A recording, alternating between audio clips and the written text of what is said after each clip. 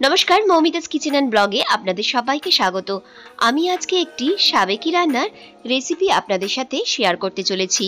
এটি প্রধানত গ্রাম বাংলার একটি জনপ্রিয় রান্না, সেটি হলো ওলের ডাঁটা।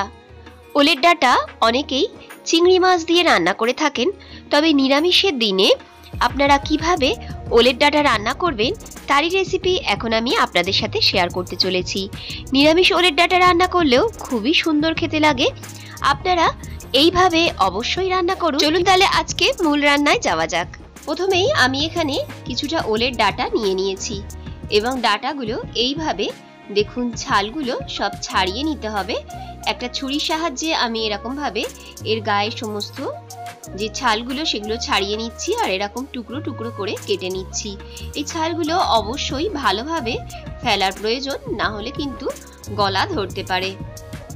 দেখুন এইভাবে এই ছালগুলো পরিষ্কার করে নিতে হবে। এখানে একটা কথা বলে রাখি, ওল ডাঁটা সাধারণত দু ধরনের হয়। কিছু কিছু ওল ডাঁটায় হাত খুব কুটকুট করে, আবার কিছু কিছু ওল ডাঁটায় হাত কুটকুট করে না। তাই আপনারা যখন ওল ডাঁটা কাটবেন তখন হাতে একটু পলিথিন পেপার জড়িয়ে নেবেন, তারপর ওল ডাঁটা কাটবেন।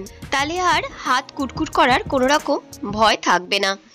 আর একবার হাত কুটকুট করা শুরু করলে সারাদিন কিন্তু অস্বস্তি হয়, তাই অবশ্যই সেফটি নিয়ে কাটাই ভালো। দেখুন আমি এরকম ছোট ছোট টুকরো করে কেটে নিয়েছি। ওল ডাঁটা বেশ মোটা, বাজারে কিনতে পাওয়া যায়, এটা আমার বাড়িতেই হয়েছিল। এবার আমি একটা কড়াই নিয়ে নিয়েছি, এর মধ্যে আমি কিছুটা জল দিয়ে দিলাম। জলটা ভালো করে ফুটে উঠলে আমি ওল ডাঁটাগুলো এর মধ্যে দিয়ে দিলাম এবং ওল ডাঁটাগুলো দিয়ে আমি একটু সেদ্ধ করে নেব 2 থেকে 3 মিনিট। ঢাকা দিয়ে এইভাবে আমি 2 থেকে 3 মিনিট সেদ্ধ করে নিচ্ছি এবং অবশ্যই সেদ্ধ করে নিতে হবে, তাহলে আর গলা চুলকাবে না।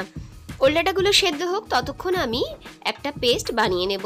তার জন্য আমি প্রথমেই দিয়ে দিচ্ছি সাদা সর্ষে 1 চামচ, 1 চামচ কালো সর্ষে, 1 চামচ পোস্ত, 4 থেকে 5টি কাঁচা লঙ্কা এবং সামান্য একটু লবণ। এই সবকটি উপকরণ আমি শুকনো গ্রাইন্ড করে নেব। আর সর্ষে গ্রাইন্ড করার সময় অবশ্যই একটু লবণ দিয়ে দেবেন, তাহলে আর তিতো ভাবটা থাকবে না। এবার আমি কিছুটা নারকেল কুড়িয়ে রেখেছিলাম, সেটাও বেটে নিলাম। সবকটি উপকরণ শুকনো গ্রাইন্ড করে নিয়ে তারপরে আমি একটু জল দিয়ে একটা স্মুথ পেস্ট বানিয়ে নিলাম। এবার চলুন দেখা যাক ওল ডাঁটাগুলো আমাদের কেমন সেদ্ধ হলো। এইভাবে করলে অনেকটা টাইমও সেভ হবে। আমাদের সবারই তো এখন ব্যস্ততার জীবন, তাই হাতে সময় খুব কম। দেখুন ওল ডাঁটাগুলো একদম নরম হয়ে গেছে, আর এই ওল ডাঁটাগুলো রান্নার পর খেতেও কিন্তু অপূর্ব লাগবে। এবার এই ওল ডাঁটাগুলো আমি জল থেকে ছেঁকে তুলে নিচ্ছি। এবার ওই কড়াইতেই আমি 2 চামচ পরিমাণ সর্ষের তেল দিয়ে দিলাম। রান্নাটা অবশ্যই সর্ষের তেলেই করতে হবে।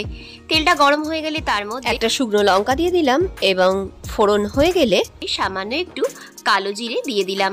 কালো জিরের গন্ধ যে কোনো নিরামিষ রান্নায় খুবই ভালো লাগে। আর আমি 3 থেকে 4টি কাঁচা লঙ্কা চিড়ে এর মধ্যে দিয়ে দিচ্ছি। লঙ্কাগুলো ফোড়ন দেওয়ার পর খুব সুন্দর ভাজা হয়ে গেলে এর মধ্যে আমি সেদ্ধ করে জল ঝরিয়ে রাখা ওল ডাঁটাগুলো দিয়ে দিচ্ছি। ওল ডাঁটাগুলো দিয়ে ভালোভাবে নাড়াচাড়া করে নিচ্ছি। ওল ডাঁটাগুলো আর খুব বেশি সেদ্ধ হওয়ার দরকার নেই, কারণ আগেই সেদ্ধ হয়েই গেছে। এবার আমি সামান্য পরিমাণে লবণ দিয়ে দিচ্ছি।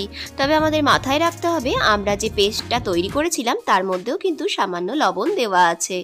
আর আমি এর মধ্যে সামান্য পরিমাণে হলুদ দিয়ে দিচ্ছি। এবার এই সবকটি উপকরণ ভালো করে আমি নাড়াচাড়া করে নিচ্ছি। মিনিট খানেক নাড়াচাড়া করে নেওয়ার পর জলটা একটু শুকিয়ে গেলে আমি এর মধ্যে যে পেস্টটা তৈরি করে রেখেছিলাম সেটা দিয়ে দিচ্ছি।